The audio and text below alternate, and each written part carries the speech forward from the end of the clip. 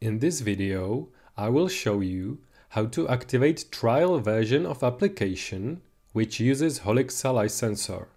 Examples of such applications are Holixa T4R, Legend Generator, or Reinforcement, and many others. As an example, I will use Legend Generator Revit plugin. After the application has been downloaded and installed, which is not demonstrated in this video, you can start up Revit. During the startup procedure, a Holixa license dialog opens up. To activate the trial, first select Web License and then click on the Start Trial Version button. Here, you are asked to insert your email. Type in your email address and click Create an account to get a trial version.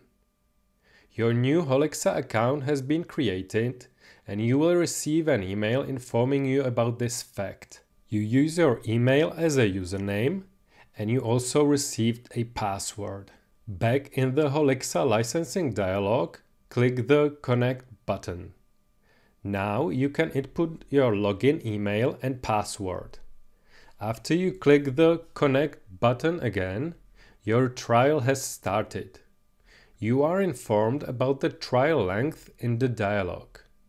Now you can close the dialog with the Quit button and start using the application.